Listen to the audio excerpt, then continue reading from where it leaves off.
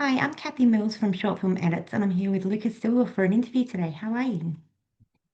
Hi, Kathy. I am great. It's That's another day and another opportunity to do what I love, so I couldn't mm, ask for more. Of good. Could we start this with you telling us a little bit about you? course, just a general about me. Yeah, yep.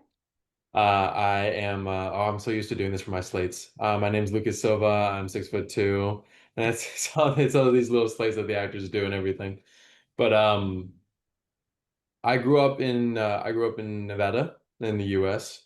and it was a nice little town there, not too anything too big or anything like that. It was a very industrial town, blue collar town. So as you can imagine, being an actor or a singer or a dancer or anything in the creative arts was very out of touch there, and Yeah, to say the least. The best thing about it is that it actually was not horribly far from Los Angeles and where everyone is a creative in some aspect. So I lived out my, fun little adolescent years in where I lived in Nevada.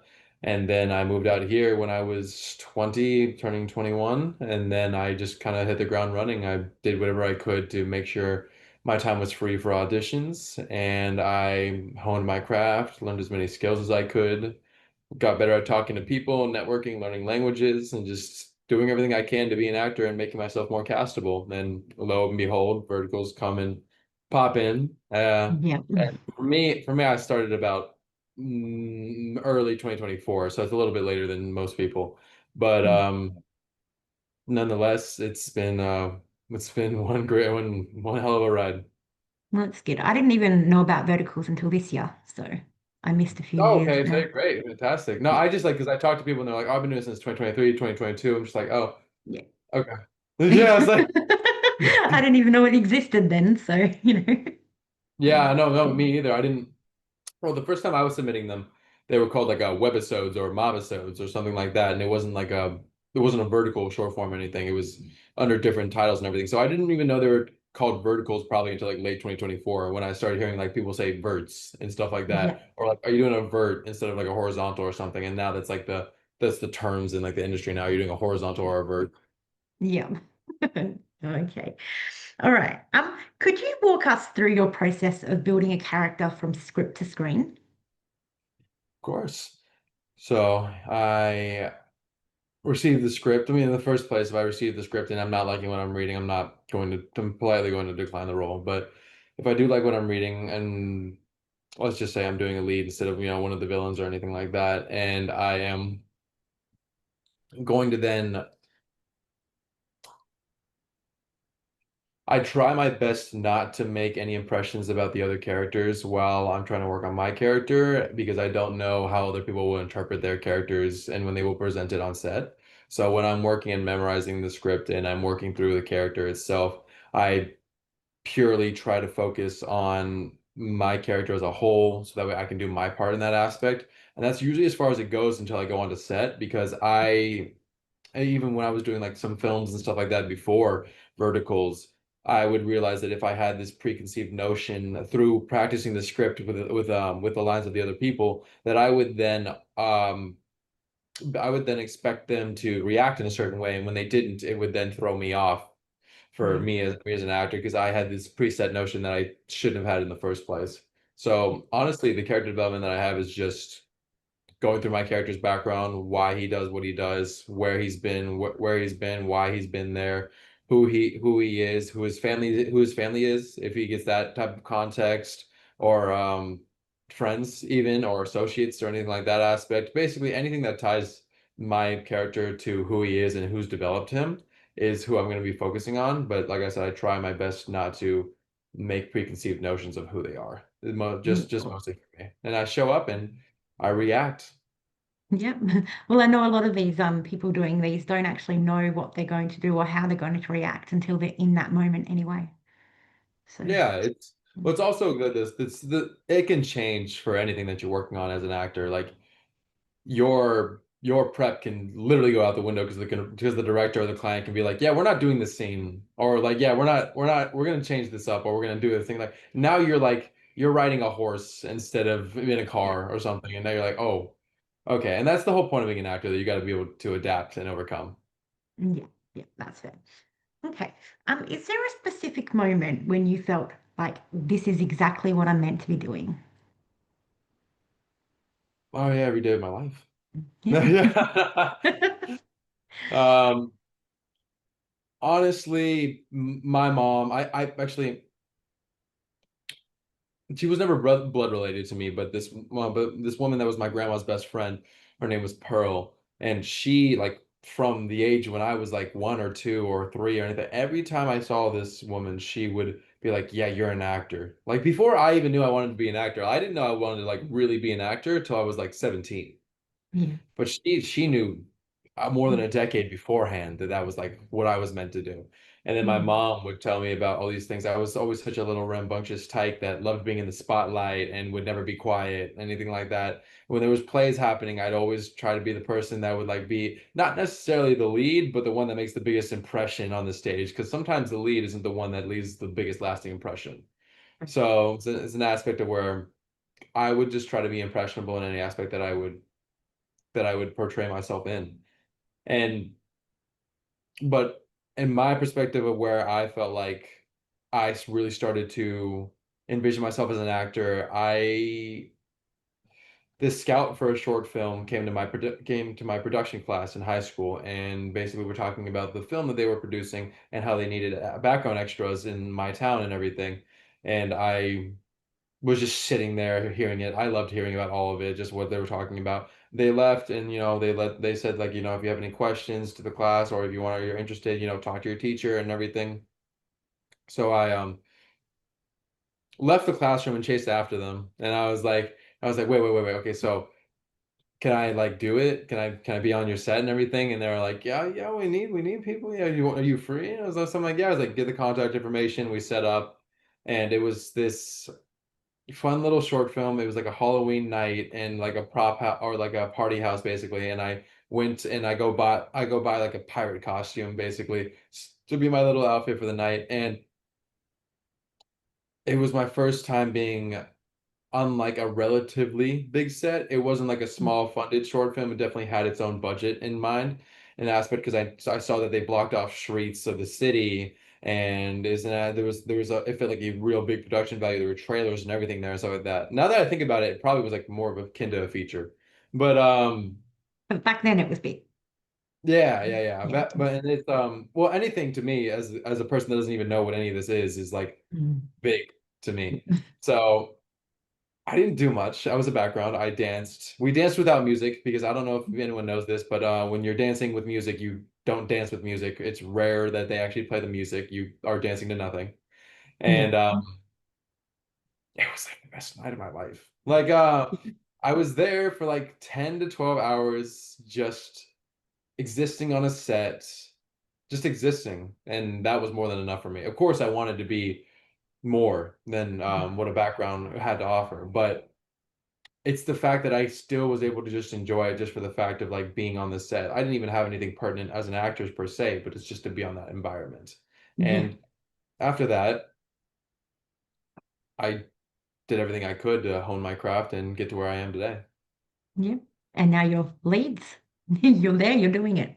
So Yes, yeah, yeah, I'm getting the opportunities that the 17-year-old me dreamed of. Yeah. I'm glad. Very glad. Okay. How do you build chemistry quickly with new cast members? I am the only way I describe myself is I'm an endearing sarcastic jerk. Like in the way in an aspect of like I'm very rambunctious and I joke a lot and to the point to where like it's kind of just breaking the ice just of how I exist. I don't carry a presence of adversity or new coming or anything like that, where it kind of is off-putting at first. It's like I have a very good way of integrating myself into any environment where I need to be. So it's not really a specific way I kind of break the ice with people. We kind of just start existing and vibing and just connecting with each other. And I feel like everyone that I've worked with, I've always been able to become either really good associates with or good friends with, as some of them I hang out with off of set. But it kind of just in my case just happens on its own. I don't need to try to do something for it. It's better if I don't actually. It's natural. Mhm. Yeah, okay, cool.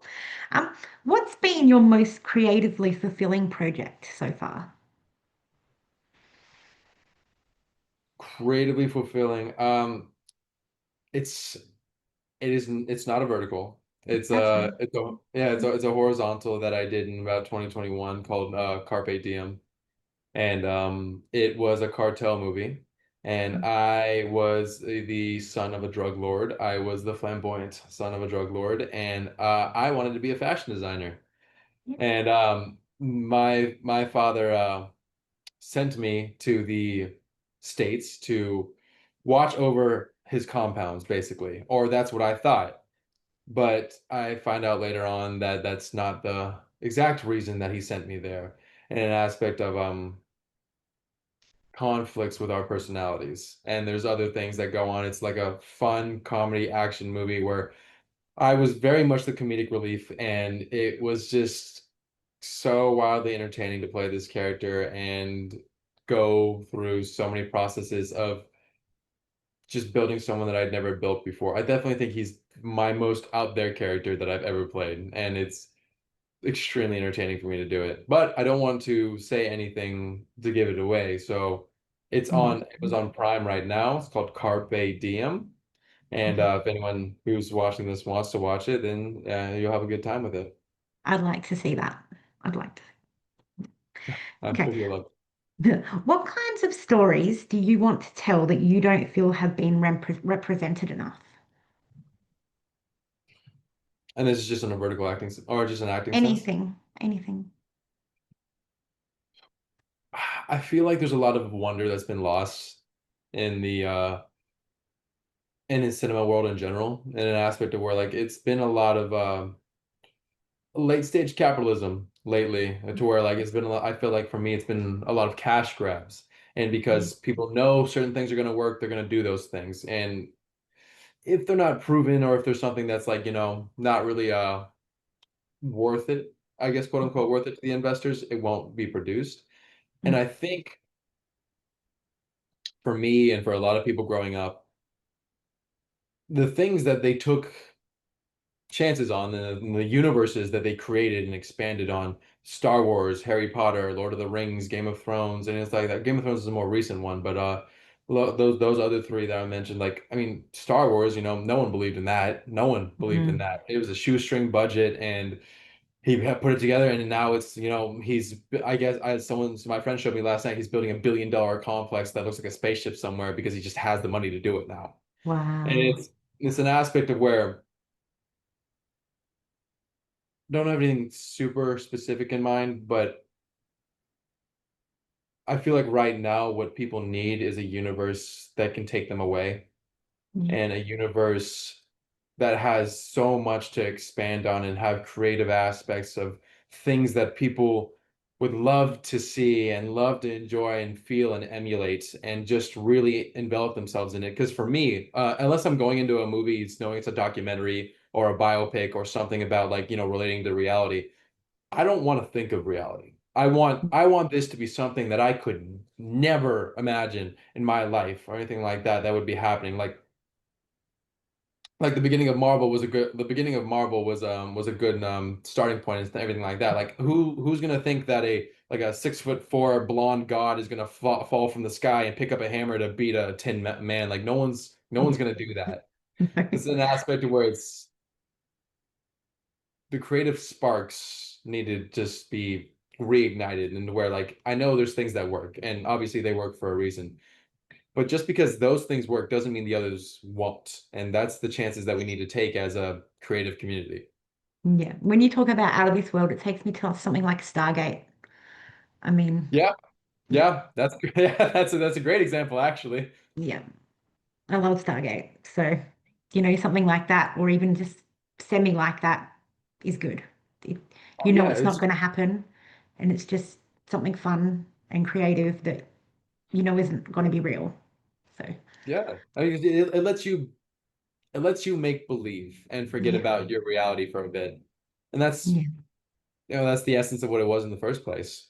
yeah. No, I like that. I like that. Okay.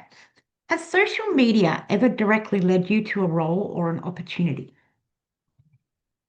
Multiple actually. A Mm. lot of the verticals actually reach out through social media pretty fervently. Yeah. So for the majority, but actually the like one of the first roles I got, I didn't audition for, or I didn't reach out or submit for it. Basically, they were like, "Hey, do you want to do this?" And I was sure, why not? And then I auditioned for it, and then they liked me, we booked, but I didn't. I just was existing, and they were just like, but also, not to say that the fact that like you need a bunch of followers. Now, I don't know, it might be a little bit different because it's settled into it and they like the box office. But originally, I had like 2,500 followers or something. I was like, very meh nonchalant on social media. But I had the pictures, I had the looks, I had the things that they were looking for, and they knew I was an actor. So they were like, "Hey, you want to give this a shot?"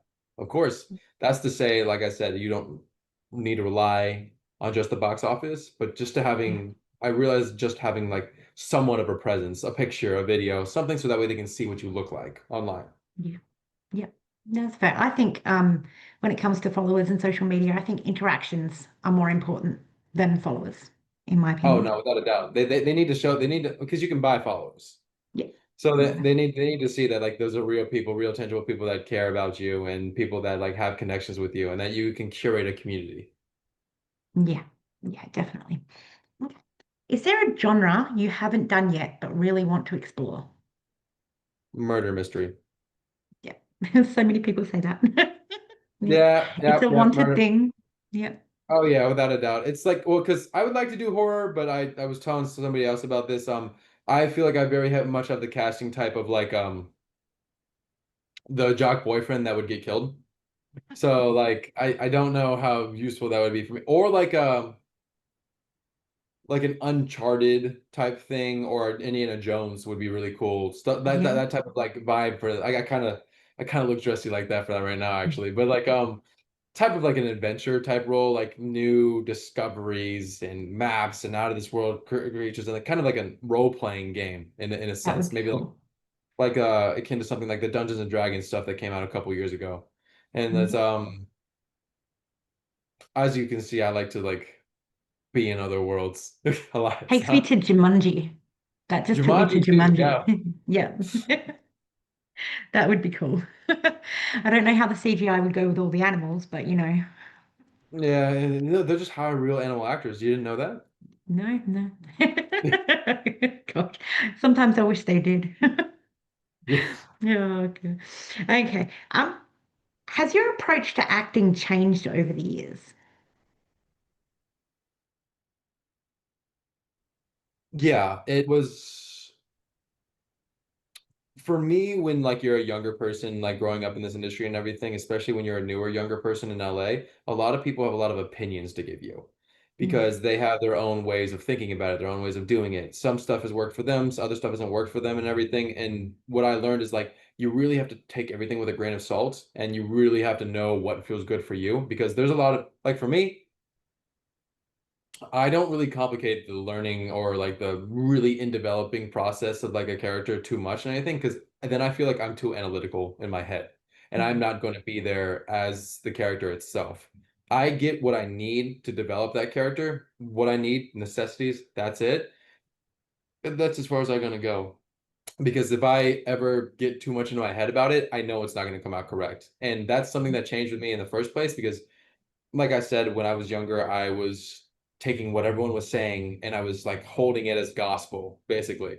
And that really tore me in a lot of different directions and aspects of where like nothing and in my industry and auditions and everything showed that because there would be I think there was like a half a year where I was getting auditions. I was getting a lot of auditions, but I wasn't booking anything because of the way like I was Yeah. thinking about it. But when I started like when I stopped like uncomplicating it and just existing with what I knew felt good for me, that's when everything started aligning and kind of just making its own way for my career. Yeah. Yeah. Okay, going back to the verticals. If you could star in a vertical that you would class as your perfect storyline, what would it be? Oh, a perfect storyline.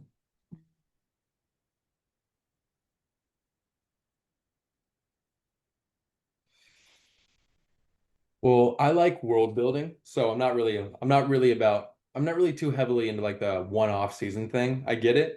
Yeah. They shoot quick, they wrap quick, they produce quick. I get it. It's like a good fundamental Mm. model. But for me, it's in an aspect of where I don't even think I'd want to be like this isn't an aspect of where like I don't even think I'd want to be the main character because I definitely think I come off to with too much like at least right now I come off with too much bravado and security into my like actual like existence and things. So I definitely think I would like to be like some type of an ensemble character. There's like and this goes back to the role playing thing where like maybe I would be the assassin or like the Yeah, berserker or something like that, the paladin, the knight, stuff like that. To where it's an aspect of I guess mystical wonder and but it's also obviously has like the vertical tropes the heroine the hero and everything in that aspect where like there's that love story but I would love for that love story sometimes it feels like it's just there to there because they know it works rather than yeah, like progressing as like an actual thing that makes sense yeah, so that's I guess that's to say like real real character developments in otherworldly scenarios. Like we could set it as like there was a movie back then when I was a kid called Bridge to Terabithia, and I would watch that or Narnia or something yeah, where there's an aspect of where it's and then that's also akin to like a Jumanji where you're taking these characters into where you're taking these oddball characters in the real world and throwing them into this other world, and suddenly yeah, they're like the heroines and the people that are just gonna make everything perfect and everything and all that aspect in their own quirky way. yeah, So I think it's for me, I would also like more overall development for all the characters in a vertical, not just like just the two people. Like maybe the assistant could actually have something more than just being the assistant, yeah, or the dad or the mom could have something more than just trying to sell their kid or something like that, or trying to mm, profit off of something, or maybe the villain like obviously can still be the villain, but maybe he has something more than just trying to pettily get the girl to get assaulted or something with like where they have like actual their own storylines to where yeah, there's like these branches of roads that just come together for the climax of the whole thing. Rather than yeah, like, there's this one road and then there's like little forks to the side, which is basically what the side characters are. yeah, yeah. That takes me back to a series called This Is Us. Don't know if you've seen that, where Yep. all of the Yep. storylines interact. So yeah. I mean, I Yeah, know we yeah, don't yeah, yeah. have time for that in a vertical, but it would be cool if we could just like put a little bit in there. Oh, verticals are changing all the time too, though. I mean, Yeah, there's so many things that are being developed and experimented with right now, especially a lot of the vertical actors themselves, because yeah, they have the fortitude to be able to do it now and the connections to be able to do it now, and including myself. Like yeah, I'm focusing on a couple other outlets right now to secure some like finances and everything, but I have my own way of like, because this is a new outlet. Theoretically, anyone with enough drive and enough connections to do this can profit from it and yeah, can make something that they want to actually see in reality. yeah, definitely. Okay. What's your funniest moment on set? Oh, this is okay. So I was doing a real short thing. It was a love triangle series, and I was the nice guy, and the toxic guy and the girl we were all sitting at a table having dinner, and I was invited over to her place having dinner. They're playing footsie under the table, because as grown adults do, and in front of other adults. So and for me, it was a more funny thing for me because the table they were playing footsie on was see-through, Oh, and so I was supposed to not notice that, but yeah. we'll just I was interested in I was interested in my food. Yeah. So there was a moment where the toxic guy gets a little too footsie with the girl, and she sits up like this, and she sits up like this, and then I was like, I stood up, I look at them, and then she says, you know what, doctor, I'm facing my characters, and it's like, you know what, doctor, it's late. I can walk you to your car, and I look up at her, I fix my glasses, look at my watch. Oh yeah, it is late. Where it's like it's almost like it came off. I was just either zoned out or there was on or I was on something to where Mm, everybody was just laughing at it multiple times. And no, and once it became the funny thing, I think we had to reshoot it 4 or 5 times without someone laughing. The first time the Yeah. director actually was the one that laughed.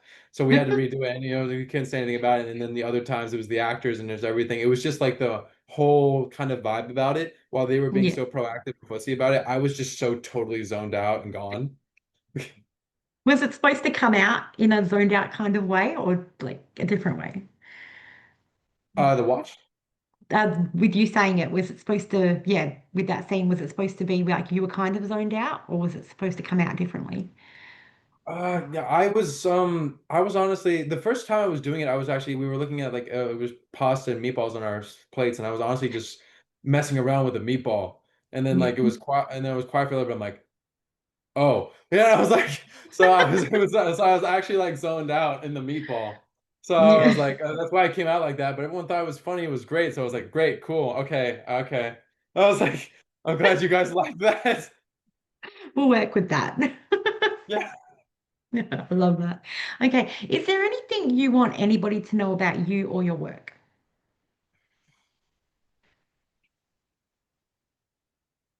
Me specifically,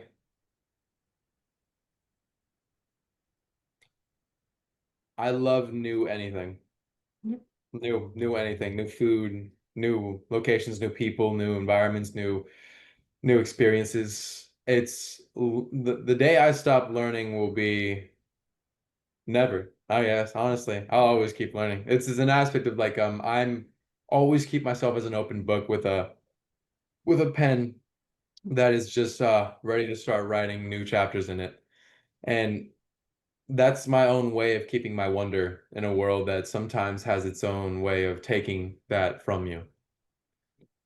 And my work is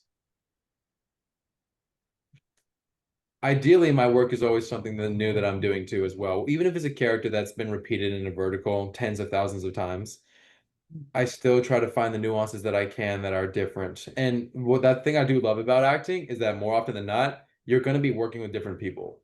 You're going to be Yes. working with different actors and different actresses and everything like that, and they're going to be different, or different locations, different times of day, different times of year, different clothing. It's it's such an ever-changing and alternating environment that it's just something that you can never really get used to, and that's my favorite part about it. Yeah. It's Yeah. like for some people, it's like it's acting is instability. It's an unstable career, but that's Yeah. why I like Yeah. I'm a psychopath, so I like instability. So that's an aspect of where it's like it keeps me on my toes and lets and always keeps me thinking. I have to think of the next thing, whether I Yeah. want to or not. And that's what I love about this whole world that I'm in.